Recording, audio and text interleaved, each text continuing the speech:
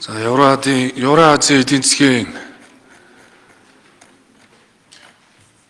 холбоо түүний гишүүн орнууд хоорондын худалдааны төр хэлцээрийг сойрхон батлах тухай хуулийн төслийг хэлсэн.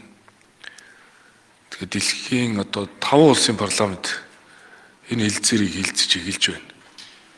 Ингээ батлагдсны дараа төр хэлцээр албан ёсоор байгуулагдана. Ингээд цаашдын ажлууд хийгдэнэ. Манай хөдөө аж ахуй тэр дотор малын гаралтай бүх түүхээдийн гайлын татвар 50-10%-аар буурч байгаа. Олон жил эдийн засгээ төрөлжүүлэе гэж ярьсан. Уул уурхайн бус экспортоо нэмэгдүүлэе гэж ярьсан. Тийм учраас энэ асуудал дээр гишүүдийг бас анхааралтай оролцож ач холбогдол өгөхийг одоо хүсэж байна. 5 улсын парламент дээр хэлцэж байгаа асуудал. Мэдээллүүдийг сайн авахын тулд та бүхэнд би бас амлсныхаа дагуу наад хэлцэх асуудал дээр дэлгэцэн дээр чинь документ байрлсан байна. Тэгэхээр сургаар ярьж болохгүй сэдв. Дэлхийн нийт харж байна. Дээрэс нь Евразийн эдийн засгийн холбооны төр хэлцээр 400 гаруй инч баг 100 хэдэн бүтээгдэхүүн билээ энэ 2 сард. 367 бүтээгдэхүүн шүү дээ. Тамхины хуулийн хилцүүлэг биш шүү гэдгийг гишүүд бас хэлье. Одоо ингээд тамхи тойроод яриад дуусч болохгүй шүү. Тэр тамхины асуудлыг чинь би энэ дээр эдийн засгийн сайд байхдаа очиж зурсан. Ган төмөр сайд хилцээрийг эхлүүлсэн, үр дүндөөс хүргэсэн. Нэлээ одоо харилцан буултуудыг хийсэн байлээ. Би өөрөө гарын үсэг зурсан. Тэгэхээр тамхины бүтээгдэхүүн дээр гайлын татвар буурсан хэдий ч онцгоогоор нэмэгдүүлье гэдэг саналаа тавиад харилцан тохирсон. Энэ бол Монголын дотоодын асуудал. Тэгээд онцгой нэмэгдүүлээд явна. Үүнийг бүр захиагаар авсан. Танаа дотоод асуудал учраас онцгойгоо нэмэгдүүлээ. Дээрээс нь өндөг. За зарим бүтээгдэхүүн дээр бол хүнсүүдийн аж ахуйн яам өөрөө квота тогтооно. Тэрнээс илүү гарвал зогсно гэсэн үг. Тэгэхээр дотоодын зах зээлээ хамгаалнаа. За манай лавгжуу ерөнхийлөгчдийн дэрсэн байна. Лавгжуу ерөнхийлөгч бит хоёр хамт энэ хэлэлцээрт гарын үсэг зурсан. Хувийн хвшил бизнесийнхээ оролцсон. Тэг байгаа. Тийм учраас энэ бол цаашдаа танхимын манлайлж явах хэвээр бас чухал хэлэлцээр юм. Тийм учраас би гишүүдийг анхааралтай идэвхтэй оролцохыг хүсэж байна. Дээрэс нь бол энэ төр улс байна. Телевизээр олон нийтээр харж байна. Тийм учраас нөгөө 5 улсын парламентаар орж байгаа ийм сэдв учраас бүгдээрээ ажил хэрэгч байдлаар хандаж өгөөсэй гэж хүсэж байна. Их хурлын дарга ингээд нэг 5-6 орны парламент харж шүү, та нарыг харж байгаа шүү гэдэргээ загнааж байгаа юм шиг, дарамтлаадж байгаа юм шиг энэ хэлцээрийг их хурлаар хэлцүүлмээргүй байна. Харж л байг л да, харахаараа яад юм. Бид яах ёстой юм? Үсээ самнах юм уу? Ойлгохгүй наадах чинь. Дээрэс нь улсын хурлын гишүүн асуулт асууж хахад тэр хүнээсээ асуу өдр гэд ингээд суудаг энэ урбан клауж өдр ингэмээргүй байна. Ардын намын даргыг өрсөлдчихөөрөө одоо томорчт юм уу? Их хурл дээр ер нь намынхаа их хурл дээр сууж ийн гэж бодоод байгаа юм уу? Энэ өөрсдийнхөө харилцааг жоохон анхаармаар байх юм. За тэгээд олон улсын хэлцээр зээлийн гэрээ сойрхон батлал байдаг. Одоо чинь газрын тосны боловсруулах үйлдвэр чинь хэцүү байдалд байгаа шүү дээ. Бид нар нойлон цагаан сарын өмнө энтгээс авсан зээлийг дахиад нэмж сойрхон батлах ёстой. Бид нар өстой амжуулна гэж авсан. Өнөөдөр зээлийн зарцуулга нь шаардлагатай хэмжээнд хүрэхгүй байгаа байхгүй юу? Дээрээс нь хайгуул байхгүй. Хайгуулын ажил нь үндсэндээ зогссон. Одоо энэ засгийн газарт орсон Баламсүрэн гишүүн бол одоо манай ажлын хэсэгт ажиллаж байсан болохоор энэ асуудлыг сайн мэдж байгаа. Дээрээс нь оюутлогын гэрээ. Оюутлогын гэрээг одоо хянан шалгах төр хороо хилцээд бөө юм болж штэ. Санжин баяр тэр юу гэж ярьж энэ гэрээг сойрхон батлуулж ийла. Өнөөдөр өөрөө байхгүй. 51 он гэхэд Монгол улс Рио Тинтод өртөл хэвээрээ байна. Тэгээд тэр Санжин баяр нь би толгоогоороо хариуцсан. Энэ бол ёстой дэлхийн нийт харж гэн Монгол улсыг харж гэн гэл батлуулсан. Одоо тэр Санжин баярын толгой хинт чирэггүй л байгаа байхгүй юу?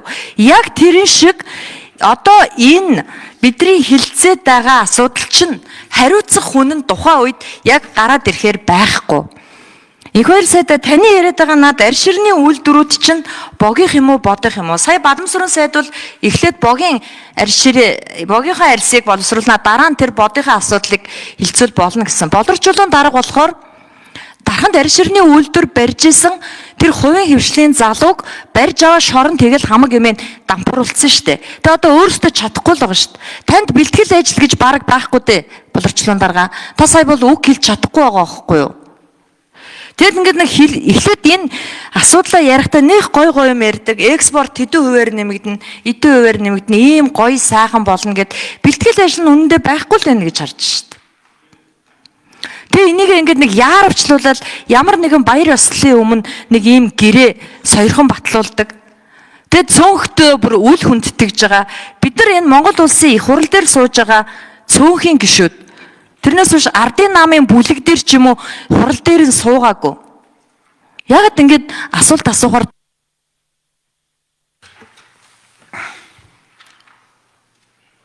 За энэ бол зээлийн хилцээр биш, хөрөнгө оруулалтын гэрээ биш. Тэгээ энэ бол Евразийн эдийн засгийн холбооны төр хилцээр буюу таван орондоо худалдааны боломж нээх асуудлыг л хилцэж байгаа маа. Тэгээ тэрнээс биш би ямар нэгэн байдлаар их хурлын гишүүдийн энэ бүрийн ирэхэд алдаагүй.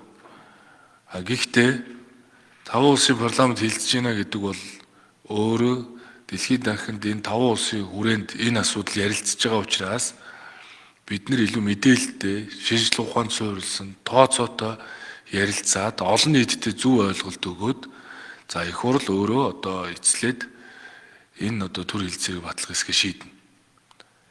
Одоо энэ төр хилцээрийг байгуулах гэж үе үеийн засгийн газар хичээж ажилласан юм байлээ. Үе үеийн засгийн газар. Тэгээд бүтээгдэхүүнээ харилцсан одоо буулт хийгээд тохироод өмнө нь хоёр намын бүлэг дээр Гандүмэр сайдын үед бас бид нар оруулаад тэгээд нэлээ одоо гишүүдийн санал шүүмжүүд гараад үүнийхэн дагуу эдийн засгийн хөгжлийн яам ажиллаад нэлээ олон бараа бүтээгдэхүүнийг хасуулсан юм байл. Хамгийн сүүлд тэр тамхитай холбоотой асуудал дээр их хурлын тогтоол гаргаа албачуулаад явъя. Онцгойгоо нэмэгдүүлээд зах зээлээ хамгаалъя гэж шийдсэн байна. За мэдээж нөгөө айлын талын бараа бүтээгдэхүүний жигсаалтан тэр дөрөв ярьсан онгоцны түсч тэр дизель түсч тэр манай үдэ аж ахуйн салбарын гол одоо түүхэд болоод байгаа тэр малын тэжээл бордоо бүгдээрээ багтж байгаа нь өөрөө дотоодын зах зээлтэй бас одоо дотоодод одоо жишээ нь дизелийн түвшний үн буурах ч юм уу нөхцлөөр бүрдэнэ. Дээрээс нь дөрөв их 2 сайд хэлжсэн. Тэр инфляц тооцдог саксны бүтээгдэхүүнд байгаа 42 бүтээгдэхүүн үн бууруул одоо нөхцөл дээрднэ гэдэг. Тийм учраас мөнх баясгалан гишүүн бас ийм үнийг зөөр хүлээж авахыг хүсье. Тэгээ би бол их хурлын гишүүдийн мэдээж та бүхний өөрсдөө ч одоо үзэл бодол итгэл үнэмшил гол нь бид нар нийгэмд ч олон нийтэд ч бай тэр олон улсад ч бай энэ хилцээрийг илүү үндэслэлтэй шинжлэх ухааны байдлаар явуулаад өгвөл эцлээд одоо шийдэхэд бас их том дөхөн болноо. Гишүүдэд болоод нийгэм олон нийт зөв ойлголт өгөх мэтгэлцээнийг өрнүүлье гэж ингэж үзэж байна. Тэгээ үдэ аж ахуйн салбар малчид манай томоохон одоо махны компаниуд, арьс ширний компаниуд гэдэг олон компаниуд экспорт хийхэд дэм болох зорилгоор л ингэж хилцээр явж байгаа шүү гэдгийг за та бүхэнд хэлье. За мөнх баясгалан гишүүний асуулт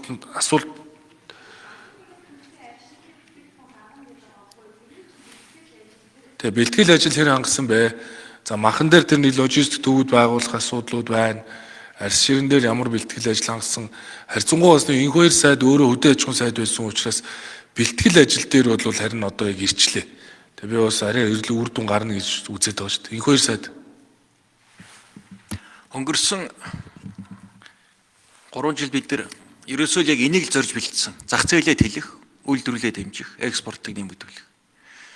Экспортлж манай хөдөө аж ахуйн салбар болсон, үйлдвэрлэл болсон. Нэг зүйл. Махан дээр ихэд бид 300 сая доллараас буух болчихлоо. Олон жил ярьсан, 30 жил ярьсан шүү. Нэг 10-20 саяас гэтэрчдэг. Ингээд зориод тэмүүлээд олон улсын стандарт нь аваад тоног төхөөрөм шинжилгээд хөнгөлтөө дэмжлэг үзүүлсэн махны экспорт 300 сая 3 жил дараалал 300 сая доллар лөө. Одоо нэг байдлаар 305 гарцаа явж байна. Төхөөд ирлээ. Тэгэнгүүт бид нар үйлдвэрийн аргаар нядалдаг арьс шир түүхийдээ болоод ирж байна. Үйлдвэрийн аргаар нядалгаанд орсон малаас гардаг арьс шир чинь гэмтэлгүй үйлдвэрлэлийн бүтээгдэхүүн болж эхэлж байна.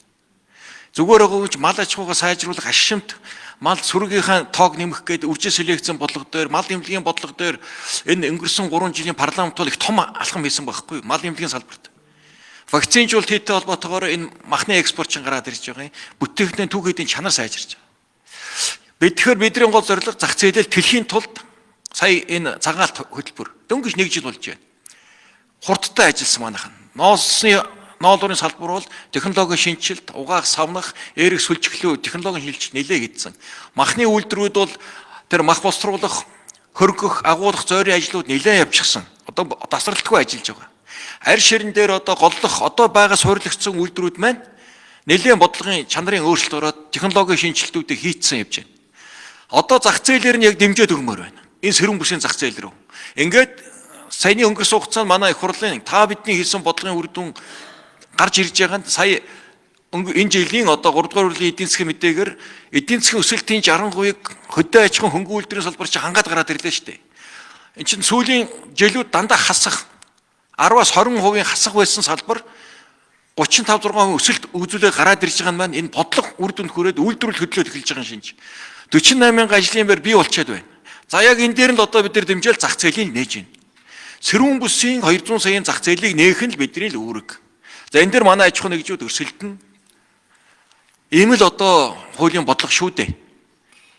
Тэрнээс төр одоо арьс илтгэхгүй, ноолор самнахгүй угаахгүй шүү дээ. Зах зээлийн нээх, тарифын тэр цаа татврыг арилгах, хэл гайлын хүн сурталчилан арилгах, техник зохицуултын тохирох энэ ажлууд л хийгдэх ёстой юм байна. Энийг нэг төр ажиллаа хийчихвэл мах яаж бараг 30 дахин экспорт нэмэгдсэн шиг манай хөдөө аж ахуйн бүтээгдэхүүн гарнаа. Нэг үед бол манай хөнгөн үйлдвэрийн чадварчсан, технологийн шинжилгээ хийгдсэн, өөрийн бас ингээд ажлын туршлагатай, хүний нөөцтэй болчиход байна. Тэгэхээр энэ Евразийн зах зээл бидэнд зайлшгүй. Монгол улс маань дэндүү нэг улсаас хамааралтай болсон гэдгийг гишүүд маань сайн ойлгомоор байна. 91.2% нийт экспорт нэг улсаас. Гарч байгаа бүтээгдэхүүн маань 94.7% уул уурхай. Үйлдвэрлэл дутуу байна. Үйлдвэрлэл хийх бид нар болцоо маань хөдөө аж ахуйдаа суурилсан хөнгөн хүнсний үйлдвэрүүдээ босгоно. 3.5 саяын зах зээл чинь Багдад байна үндсэндээ. Одоо экспорт руу гаргая. Зөвхөн хүнсэн дээр ихэд бид нар 1000 гаруй төрлийн барааг шинжилт цав баглаа буудалтай нь солиод олон улсын стандарт гаргалаа штэ. Маргааш 5 дахь өдрийн хажуудлын галерей дээр ойрхон бид нар 1000 төрлийн барааг дэлгэнэ. Танилцуулна. Энд үйлдвэрүүд хөдлөөд урам зориг ороод байгаа энэ үед бид нар улс төр шийдэл гаргаад энэ зах зээлийн нээж өгөх нь одоо манай парламентын том ажил болно. Өнгөрсөн хугацаанд хийсэн энэ хөтөлбөрүүдийн чинь үр дүнгээ бид нар дараагийн түвшинд гаргаж байгаа л үйл явдал шүү дээ гэж үү. Энх хоёр сайда наад асуудлыг чинь маш сайн ойлгоод байгаа. Нэг улсын хараад байгаа гэдэг дээр би баг насараа л ярьлаа нэвтрүүлэг хийлээ. Мэдж байгаа. Би бас дээрэс нь хөдөөнөөс сонгогдсон гишүүн. Наад малаас гарч байгаа бүтээгдэхүүн чинь үнэгүй хаягдаад байгаа, малчид орлогогүй байгаа гэдгийг хамгийн сайн мэдэрч байгаа. Сая тойргоор яваад ирлээ. Малын гаралтай бүтээгдэхүүн үнэгүй байна гэд малчид тэнцээ туйлдж байна. Тэгээ би миний асуулт энэ штэ. Тантай би ерөөсө махсуу яриаггүй байхгүй юу? 71 төрлийн арьс ширний бүтээгдэхүүн гарнаа гэд сая хэллээ шүү дээ. Энэ 71 төрлийн арьс ширний бүтээгдэхүүний чинь хаана боловсруулад хаана их тэр бэлтгэл ажил нь хангагдсан юм уу гэж асуугаад байгаа шүү дээ. Та тэгэхээр өмнөөс мах тэгээд энэ сүү тэгээд энэ манай хөнгөн үйлдвэр гэд ингээд бүр ийм өөр юм яриад ах юм. Наад асуудлуудыг чинь мэдэхгүй биш. Хөдөөнөө сонгогдсон гişүн шүү дээ би. Мөнх хөслөг гişүнэ. Одоо байгаа манай хуучнаар арьс ширний үйлдвэрийн нэгдэл түүний харьяа байсан 26 үйлдвэр байсан. Өөр хангаад сүйд нэгдсэн. Энэ үйлдвэрүүд маань тэр хуучин сурлагдсан хүчин чадал байгаа юм. Дэд бүтсэн байгаа юм. Бас нэг зогсчоогүй үйл ажиллагаа яваад тодорхой боловсруулалт хийгээд байгаа юм. Тэгээд зах зээлийн нээгээд өгвөл үйлдвэрлэлээ нэмэл түүхийдээ худалдаа авалт нэмэгдээл явчих. Асуулт зах зээл. Тэр зах зээлийг л бид нар нээж байгаа юм. Сэрүүн бүсийн орнууд 200 сая хүний уламжилт манай зах зээлийг нээгээд өгөхөөр манай үйлдвэрүүд хөдөлнө. Саяын цагаалт хөтөлбөрийн хүрээнд чинь нэлээд олон үйлдвэрүүд технологийн болон үйлдвэрлэлийн шинжилгээ хийчлээ. Тэгэхээр одоо энд нь бид нар дэмжлэг үзүүлнэ. Манай ноосны үйлдвэрийн нэгдлийнх нь шинжилүүд хийцэн. Ноос, хэвс, даавуу, ноолуур, эрмэл, угаах, сүлжиг, самнах гэд одоо зах зээлийн хилээд байх хэрэгтэй. Тэгээд эдэртээ боломж олгоод бүгдээрээ дэмжиж өгье л гэж.